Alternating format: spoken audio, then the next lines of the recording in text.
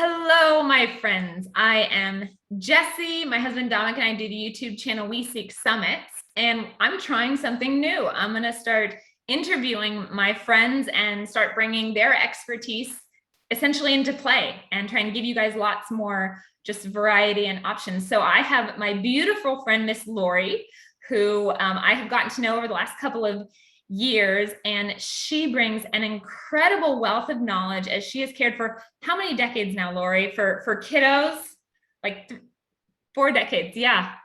And so I'm gonna let Laurie introduce. So if you'll tell us a little bit about yourself, about your history, and then how you got into oils and how that's become a part of your practice. Okay.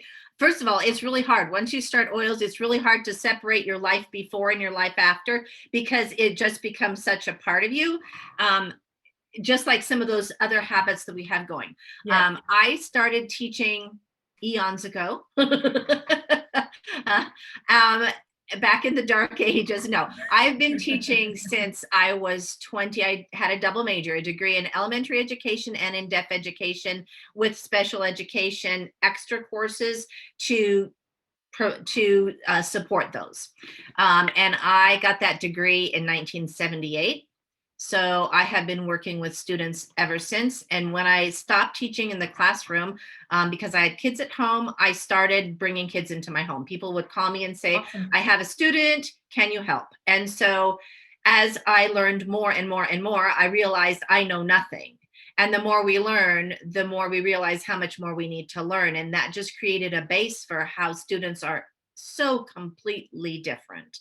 And I have just continued to learn and continued to find things that help different students, because I am absolutely of the group that says, let's work on a root problem instead of symptoms.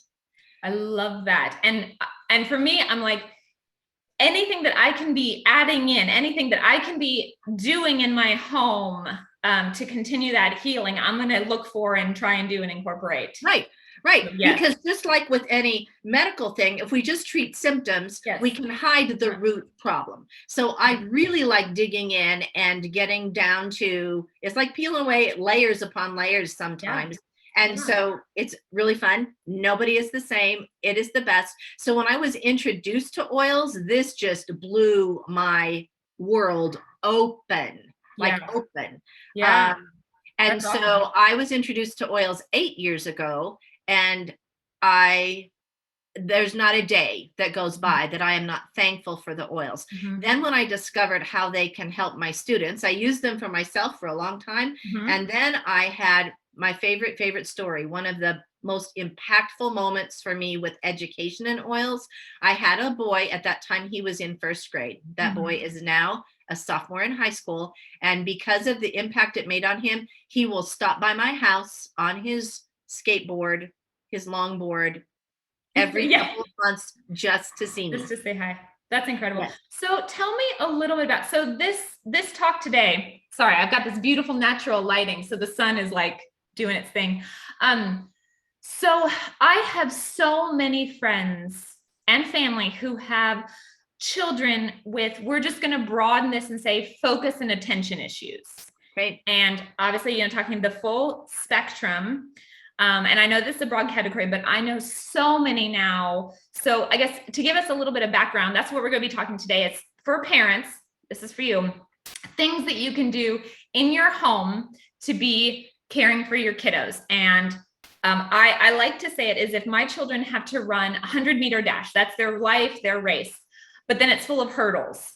And that's just normal life, normal growing up, difficulties with friendships, but there are all these extra hurdles. So I'm like, if I can pull any of those hurdles out of their way so that they can better run their race, that's my goal. And so that's kind of our goal today, is to help give you parents some tools, some very practical tools to just help your children run their race a little bit better. So Laura, I guess tell me a little bit of like what you've seen working with children for so long, and the changes and kind of the children of today and some of those struggles that they're having. Okay.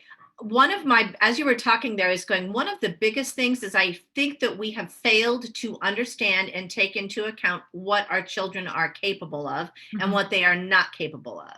I think very often we send kids to school and first of all, they're going to vary from child to child, just like from adult to adult. I might be able to listen and focus a lot longer than my husband. But that varies from child to child. And I think that we expect so much that we look on it as a detriment instead of a gift. And when we do that, the child starts to feel badly about themselves. And then we have a whole nother layer we have to work through. And then you just kind of go, yes. And then because of how they're spoken to, or just, can't you pay attention to me? Those kind of things. It causes, if they're in a classroom or even in their home, they feel like they're looked down upon. When really what we ultimately need to do is help them either stretch that amount of time, figure out, is their brain working super fast? Is their brain working really slowly? What part of that is causing this inattention? Or are they just simply bored? Or are they choosing to tune you? I have a student right now who chooses to tune out the teacher because after the first so many words, he has already decided if he thinks it's valuable or if he thinks it's listening. Yes. Interesting. Yes. I think clever mind there. Right. And I think that things have also changed because our kids are living in an instant society where everything is now instantaneous and they expect it to be instant. So we have to teach them a little bit more how to help their brains slow down and be patient. Yes. So what in as you started using oils with your kiddos, because, you know, raising my kiddos, I feel like there aren't always qualitative, measurable, check goal results, right? But I keep getting glimpses of, oh, this is something you couldn't do before, and look at you doing it. And so, like, as a mama, you know, I'm able to kind of see that I can't really explain to somebody else. So what are some things that you have seen that are you're like, yes, like this is working, these tools are effective, I'm seeing that change in the children as they begin to appreciate who they uniquely are?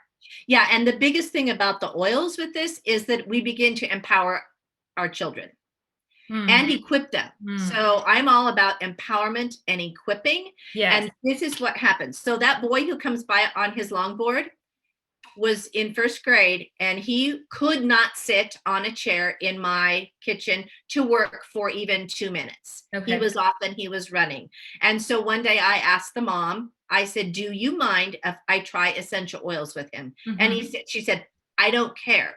Anything, anything. So I took desperation. She went ahead and left. And I took him to my drawer and I let him smell oils. I just let him open the bottles and smell oils. That is super important because kids are much more in tune than adults are as to how it makes them feel. They can feel something more instantaneously than we can. They acknowledge it sooner. He picked up the minute he picked up lime and he breathed in lime, he went, yeah, would you have chosen lime? No. He went, lime. He said, can I use this one? I said, sure. Yeah. Half an hour later, his mom comes to the door, knocks on the door. He is still sitting in his chair. And his mom said, I'm here. And I hadn't gotten up because he was sitting. And he said, Mom, can I finish what I'm doing first? Can you wait a moment, please? I'm not kidding you. I will never forget that moment. Mom broke out in tears and stood on the porch and waited till he was finished. And I didn't get up. I thought, we're staying right here. Like all goosebumpy, the whole body. That's incredible. At that age, he started making essential oil jewelry because he wanted to share it with his friends. Wow. Yes, it is that impactful. And I have found that lime for kids lime is a secret sauce. I'm sorry, just give it a shot. Okay, I'm writing this down. Lime. Well, here's a recipe that I have found. Yes, please. So, we're gonna get to that. Okay. I actually named it. Let me find it. I've named different blends for different kiddos. Hang on, I'm getting there. Where is his? Oh. I love it. While you're looking, I love that. I've done that before with some friends' kiddos. I'll let them come over and smell and create their own blend. And like you said, it's very empowering to them because I know that in a world when there's so little they feel like they can control, that this is a thing that they can control.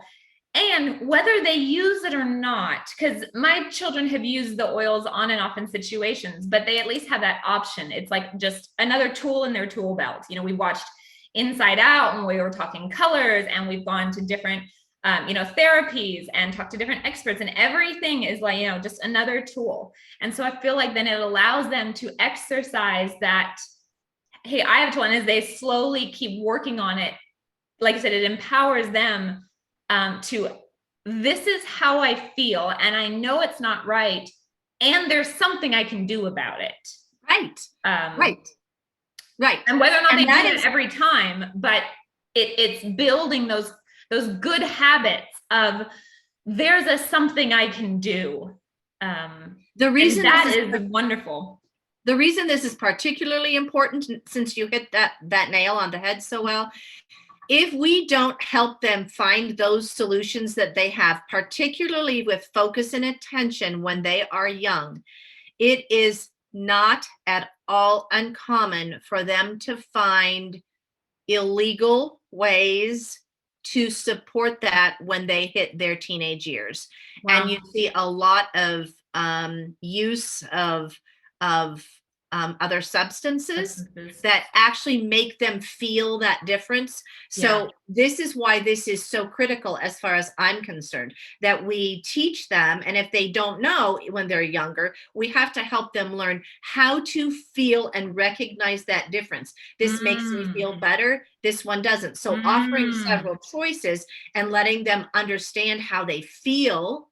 What does it do to your brain? I have a student. I said, how does that make your brain feel?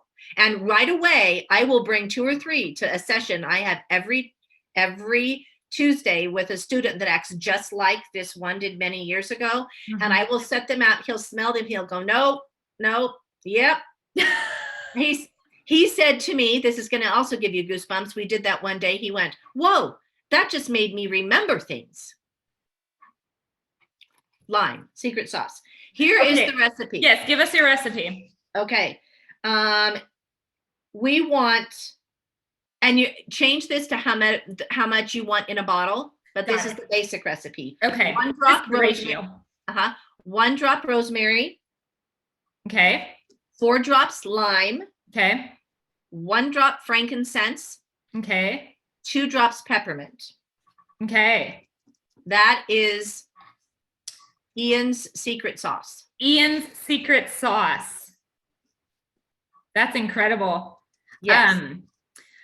I'll write this down and have it. I don't know what we're going to end up doing with this video, but I will try to kind of attach these notes to it. Sure. It's fascinating that you mentioned feelings, because I've been work with Felicity. We've got a little girls group, moms and girls, and we've been talking about feelings, how feelings are valid, but feelings are not truth.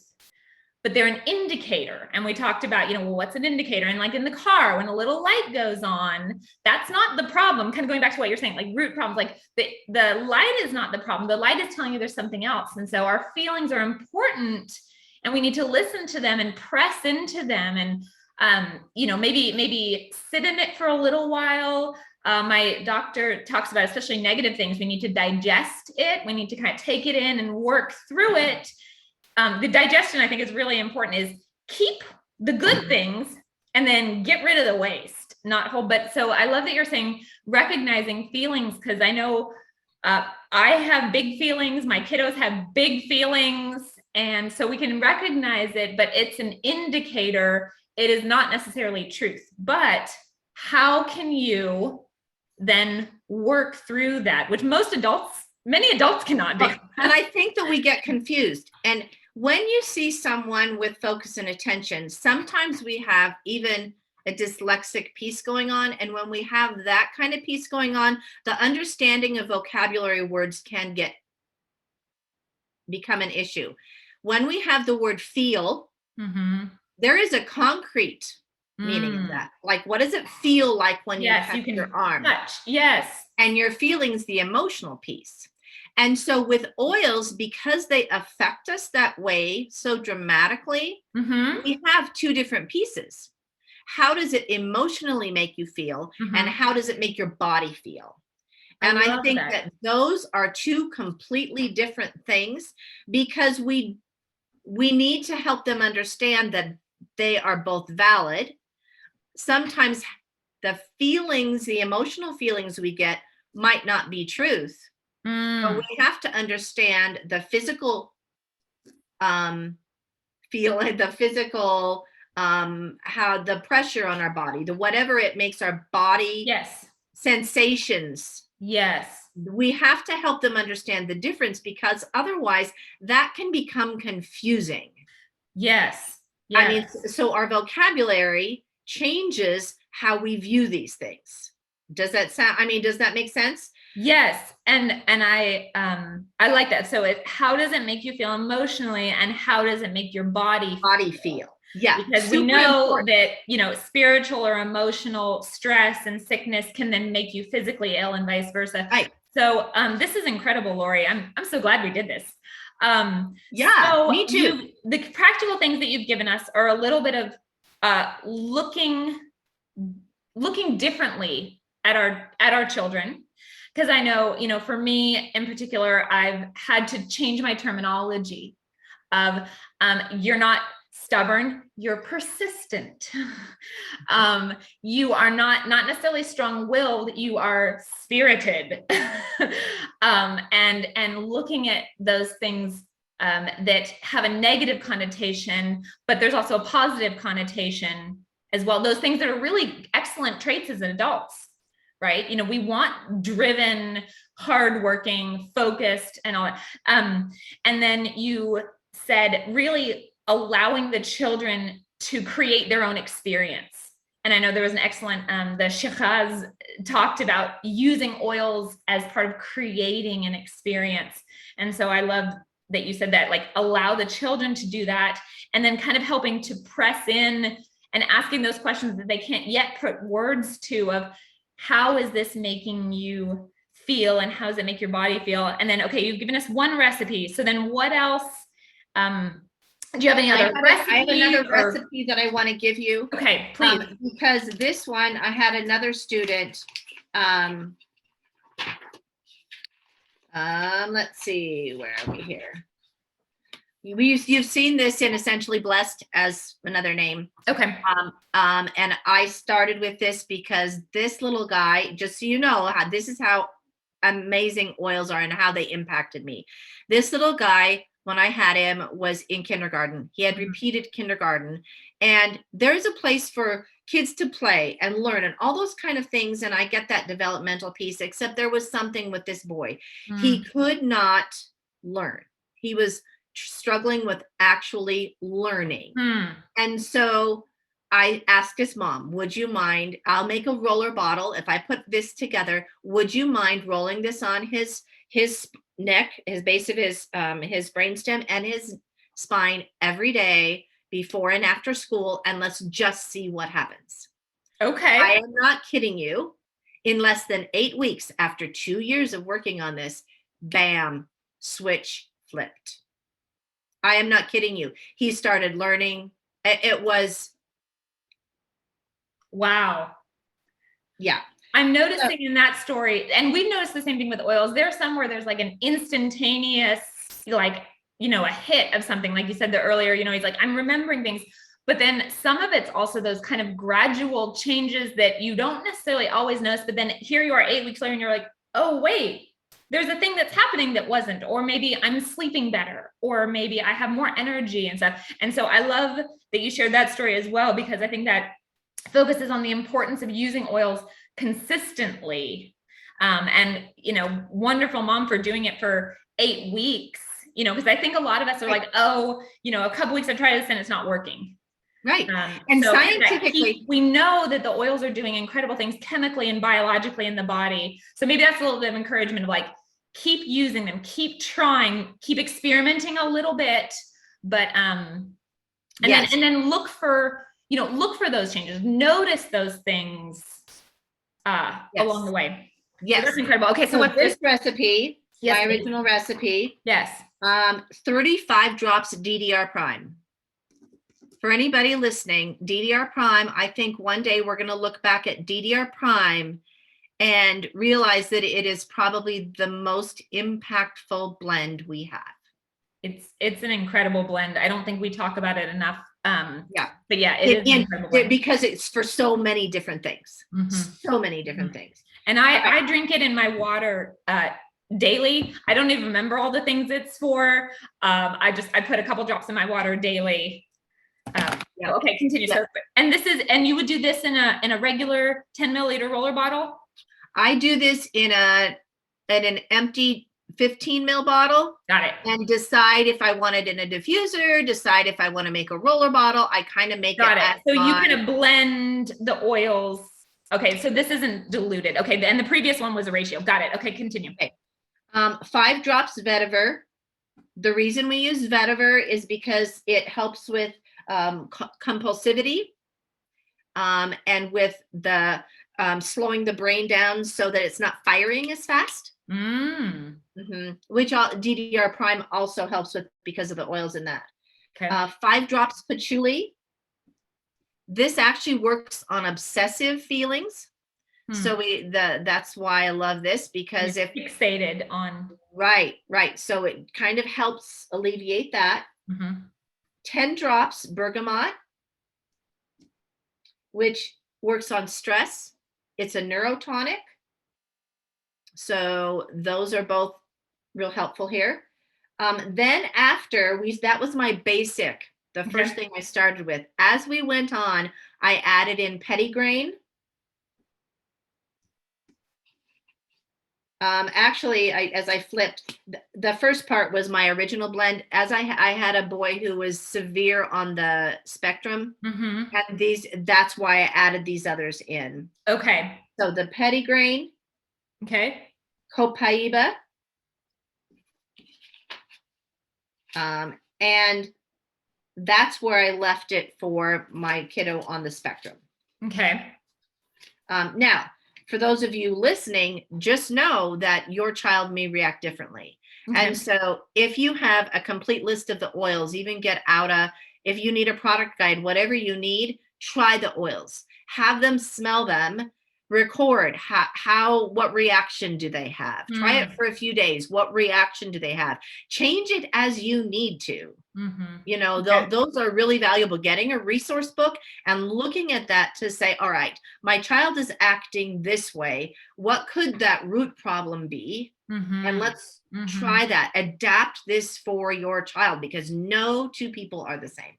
Does that make sense, Jessie? Yes, absolutely. And we say oils aren't like a blanket for everybody. Everybody's a unique individual, and we are energetic beings because we are created by an energetic being, and different times different things will resonate. And so some days I have a friend who struggles with depression, and she says she smells frankincense and she feels a wash of calm. I have never felt a wash of calm. Frankincense to me reminds me of all the musty old churches in Europe, and it brings up very nostalgic, happy memories for me. And so I love this because it can be a little bit hard to start sometime. It's sort of where do you start, and oils and measuring what. And so that's one of the reasons that we're doing this, is to give you a place to start. And then you can really continue to customize your experience for what you need. And you mentioned, and the adding of the petitgrain and copaiba, did you have amounts of those that you added? I did.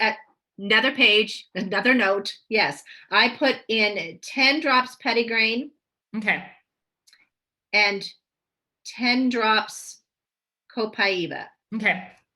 And I've made, this is Laurie's, I call it brain food. I'm not sure what the name of this roller is, but we have wild orange in ours. I have added that in for different kiddos too.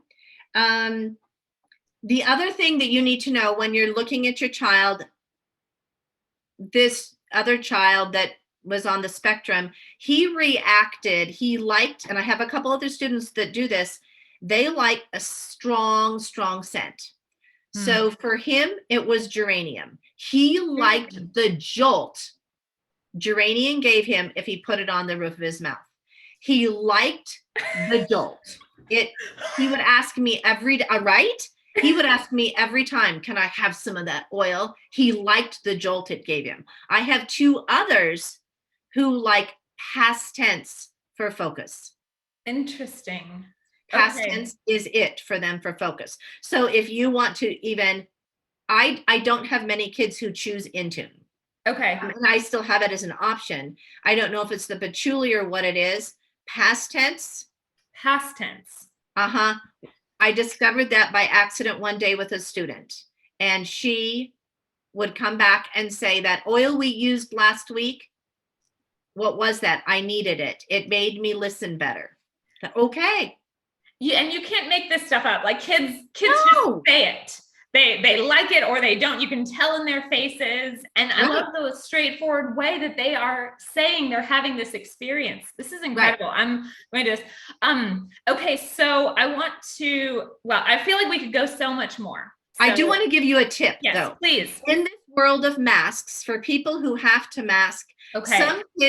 some kids don't like, kids who are feeling self-conscious become self-conscious when you want to apply oils. So I really want to think about that, so that if they are self-conscious, let's honor that and say, all right, if they're wearing shoes, put it on your feet, put the shoes on, nobody will smell it. But the other thing is, if you put it on a mask, that's not on their body. And even those people around them can smell it, they feel differently about it. So if you put it on their mask, or even tell the teachers, because at our school, in their rooms, they don't have to have their masks on. Out in the common areas of the school, when they're out of their cohorts, they do need their masks. But if he puts it on his mask, then he can go back in the classroom, just pulls up his mask, and nobody thinks anything about it. And for 10 minutes, he is breathing it in very deliberately. So that's wonderful. Just some of those little tips, because kids are going to react that way. And then we need to help them find a way. If they're feeling self-conscious about it, we need to recognize that. Because that's part of their self-esteem, and we need to however you parent and whatever it is you do to help your child build that self-esteem, help them understand how to make that work for them and what they can do. I love that. I'm thinking also of maybe like a jewelry option for them. My nephews, my mom found them these like cool kind of manly leather bracelets, or I mean, they could probably even put a little bit like on their clothes. If they wanted, again, they didn't want it right on their body. So it's really customizable as well. Absolutely. The way absolutely. And important. That's awesome. So as we know in our journeys, what we're seeing on the outside is, again, an indicator of so much more going on. And we've seen many different medical professionals, both Western and holistic, in our journey. We've learned a lot. We picked up things along the way. And again, like I said, I'm all about tools that I can do. And so I want to keep it very practical. So what are some of your other tools? What can we do? I love this. Love this. One of my very most favorite tools is a metronome. Get a metronome, set it at 60 beats a minute. Or even less, 55-ish, because the optimum brain speed is 60 beats a minute. Okay. All right. If we slow it down, then if the brain happens to pick up a little bit of speed, then you're still within a good processing range. Okay. But it can help the brain slow down and the body get in sync.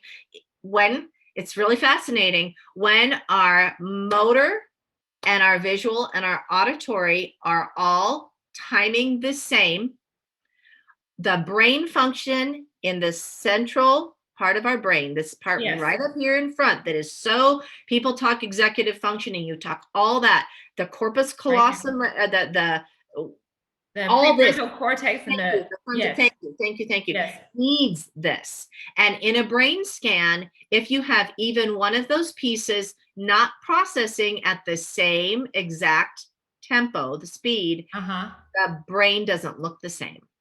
So what we want to do is, I know, is to get it to process. I saw that in you. To get it to process at the same time. So when your motor and your auditory and your visual are at the same speed, when we train it to do that, okay, this frontal cortex turns the pinks, the blues, the purples that you love to see when you get to see brain scans, instead of, I got to see one where it wasn't functioning the same way and it was black. Really? Mm-hmm. So super important. Okay, so how do you use this when you're like studying or sleeping, or how do you use the metronome? First of all, there is a program out there. If somebody has a child and they have money and they want to pay a provider, I used to be a provider, you can pay to go through an actual program. It hooks you up to sensors. It hooks you up so that you get instant feedback and they can hone it in much better, but it is rather expensive. Okay. But that program is called Interactive Metronome. I've seen some amazing things with it. Amazing. However, we can start on this. I've never heard of this. And so is this one that you would do it as a training itself, or you would set it up to be running while, kind of like a background training for while you're doing your daily tasks, your homework, or your studying or whatever? Or training as focus training by itself. As itself. Mm-hmm. Okay. Because what we're going to do is you're going to set your metronome. If you're not doing that program, then what you can do at home is set your metronome at 50, between 55 and 60. Now you're going to make lots of different exercises you can do with this. But we need to talk about upper body, lower body, and how we process. But the first one you're going to do is little round circles, exactly on the beat. On the beat. Small and relaxed. Okay. Exactly on the beat. And if they get off, you need to remind them, whoa, slow down a tiny bit. And if it's off a minute, just any tiny bit, back to the beat, slow it down, speed it up, whatever you need to do to help their brain adjust to say, whoa, I need to be right on. Okay. So most metronome apps you'll get will have something that blinks and you'll be able to hear it. And now you have the motor. So you have all of it. I often like to turn off the visual for a while if that gets confusing, because if you have a big lag between what the visual and the auditory are doing both at the same time can be frustrating. So sometimes I'll turn the picture away, whatever, so they just hear it. And sometimes you need to develop the auditory better than you do the other. Okay, so that's the first one. You're going to be able to see. Then when you do this for like a 5 minutes at a time, or until you see, is there kind of a time limit on this, or just? If you do the regular program, it is much more scripted. When I do it,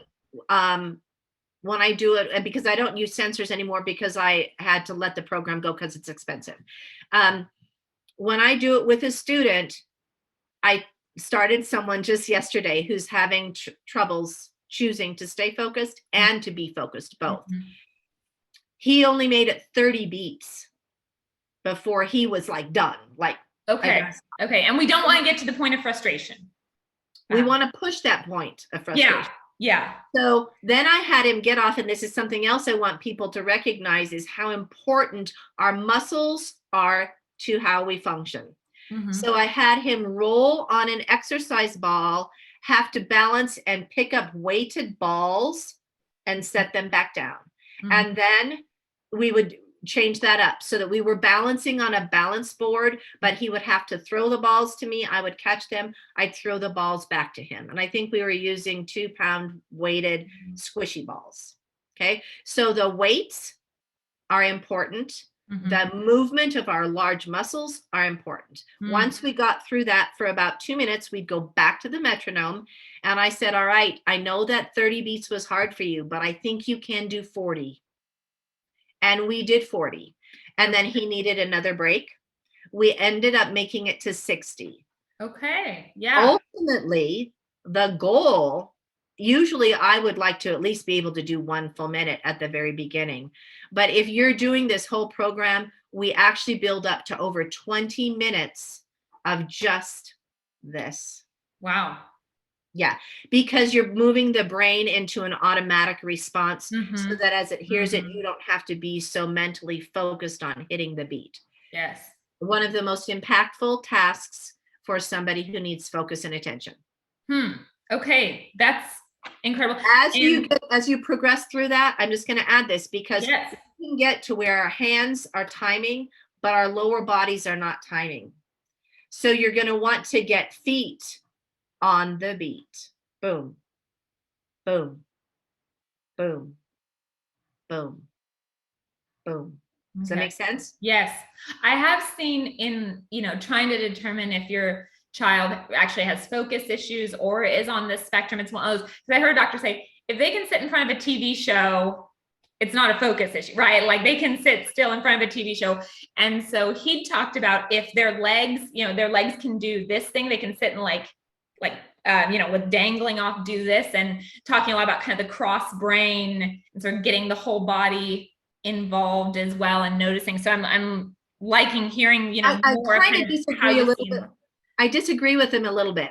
Okay. So let's not use anything like that as a gauge. Okay. Because there's an excitement and a factor there that engages the brain differently, because usually you can often have someone who's very struggles with focus and attention and will zoom in on a video game or a TV show because it excites something different else in the brain.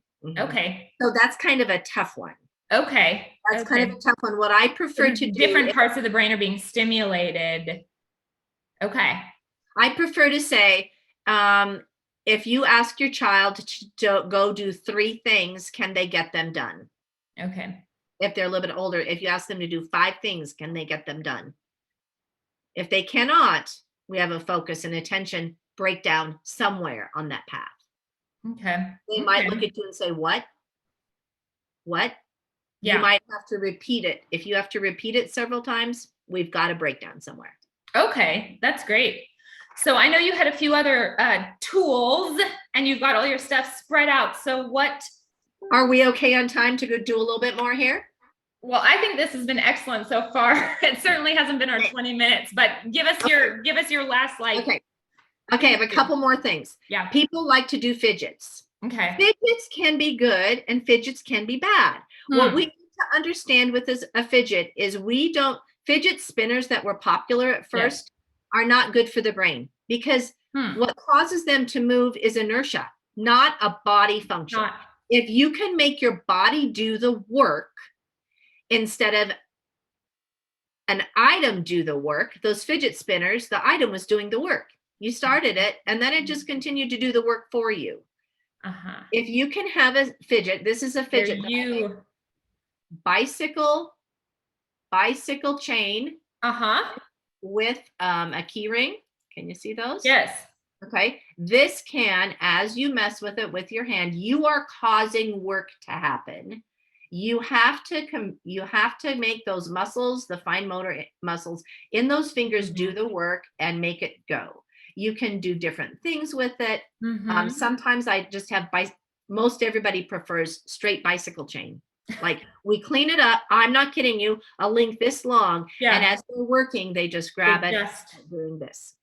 Okay. So it's again, making the body work. Make the body work, because that is important. Just like lifting weights causes the body to work. Okay. Then there's another woman by the name of Erica Warren, ERICA WARREN, who does some really good things. Okay. Let me show you. This, for example, is one of the first pages.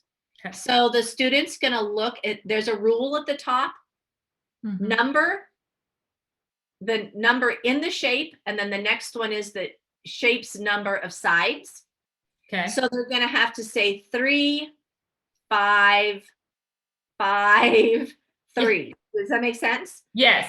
And then you time them, because now we're going to work that processing speed as it's actually doing work.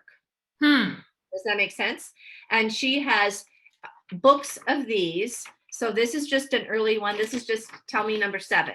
And so if you go to Good Sensory Learning, untitled.com. You'll find all sorts of resources there that will help with processing, will help with all of that stuff. Okay. So I really, really like her things and how it helps us process. But I also want to put a caveat in here. You can also have other things look like focus and attention issues. So we always want to make sure that the eyes are working well, because eyes are the first input of information into our bodies. We do that first, even more than hearing. That visual input is really, really, really valuable. So doctors, when they look for acuity, and they'll look for basic, can they go back and forth? There's so much more to that. And kids are struggling with that. A little girl I just started with just last week struggles with that. And it looks like something different because if they get so fatigued visually, it looks like a focus and attention issue because they have to stop. Their brain has to stop. It just ceases to function well. So if there's anybody out there who needs information on that, I am glad to, free of charge, just say, yes, let's quickly look, and I'll help you know how to assess whether or not this is actually a problem for your child or not, because it can totally look like an auditory processing issue or an attention and focus issue, and it really is something different. That's fascinating. And again, that's a great point. I want to make it very clear that we are not above expertise here. My goal with this is what things can you be doing, but I will just make it very clear that we want you to keep seeking different expertise, whether that be, again, medical or functional medicine, or, going to Laurie is a specialist in this, I'm just learning, but anyway, I just feel to make that very clear. But again, there is so much. I do not believe we should rely on experts, right? I am an intelligent human being, and there's a lot that I can be doing in my home. And we've learned some things the hard way. We've changed a lot. And so that's really my goal, is to continue to empower parents, families, even single, in your home. What are the many things that you can be doing? Because then honestly, when I go to our doctor, who's an applied kinesiologist, I'm like, if I'm taking care of as much as I possibly can, then he can go and just fine tune, right? He works real efficiently. He can just go doot, doot, doot, doot, and then he gives me stuff to do. And then I go home and I can keep working on it more. And so I feel it's been much more, not efficient healing, but expedient. Well, it is more efficient. Okay. When you use applied kinesiology, and I actually use applied kinesiology for visual things, it actually tells the brain, wait, that wasn't right. The body should not have been weak in that. And the brain actually starts to get some connections going that will help the body do what's necessary. Okay, fascinating. This is so good, Laurie. I don't know how long this has been, but I'm like, this is good. Okay, what are any other those would be the biggest things for now. I mean, we could go on forever because every child is different. Yeah. I've discovered so many different things with each one of my students. But most of all, mothers, parents need to trust their gut with their kids. Like, trust your knowledge. I shouldn't say trust your gut. That's a feeling that your intuition. Well, like, your child. Yeah. If you know your child and a doctor says something and you go, oh, that doesn't feel right. Yeah. Ask questions. If you don't know what questions to ask, try and get to the bottom of it, because you know your child so well that a 5-minute viewing of your child doesn't give them a whole picture. Yeah. You need to understand that you are the person who knows your child best. And you are the person who needs to say, that seemed to really hit it. And I see that piece happening, because you will notice those minute changes. And you will be able, if you hone in on that, you will see those things happening. If those things aren't happening, then key in a little bit more and ask the questions. Because yes, we need to ask experts, but we also need to realize that we are our child's expert. Yes, an advocate. I'm big, like advocating for your child is very different because yeah, the world doesn't always see your child the way you know them to be, but they need to function out in the world. Right. It's that constant, like, I am in your corner. I am in your corner. I am in your corner fighting. Well, not even that, because it's really fighting for them. Right. Right. And you know that child, and you know who God created that child to be. You understand the core of your children. Yeah. And so therefore, I don't want, it's not that I don't trust out there, but I know who my children are, and I cannot fail. I mean, they're grown now, but even still, knowing who your children are is extremely important in this, because you don't just take my word for it. Yeah. You know, listen to what they're telling you by how they respond, what they do, and let's change that. Let's tweak that. Use your experts in your life to help you tweak that and to change that. They are not your end all. Right. They are part of your toolbox. They're but taking different things. Yes. And make sure that you're using your experts as your tool, as a tool in your toolbox, not as a final answer. Yes. They're not God. No. Yes. No. But yes, taking it in, assessing it, what is helpful, what do we not need to do, and applying it in the home. Awesome. Awesome. Laurie, thank you so much. I feel just, I don't know, just really empowered in our own, because this has been a long journey and we've just been figuring things out as we go. Jessie, I want to do coffee chats with you. I want to do a Jessie and Laurie coffee chat on different topics. Sure. All right. What would you say? You want to think about that? Yeah. Let's figure out what that might look like. Let's do it. Whatever we end up doing with this video. So if you are watching this, one, I'd like you to know that you are not alone in your struggle. As a parent dealing with our own issues in our home, I had to come to a point where I broke down and realized that it was not parenting, that there was more. There was more there in my child. It wasn't just good parenting or bad parenting. And that's really what kind of launched us onto our oil journey, onto our natural health journey, just finding what else I could do, again, to fight for my child. So I'd like to just say that. And then there are tools and resources and oils. We obviously, you can hear, we both have found them to be incredibly powerful in our, we'll call it our arsenal, right? Our toolbox, our arsenal. So you can reach out to me for more things. I can connect you with Laurie. Laurie, how could people find you if they wanted to, schedule an appointment with you? You're in the Aurora, Colorado area. I'm actually on the other side of town. I'm on the west side of the Denver. Oh, right. Okay. Aurora's on the east. Yes. Yep. Yep. My email is fine. Okay. Yep. Okay. Email, phone. People can text. People can call. Okay. And set up like a consultation with you.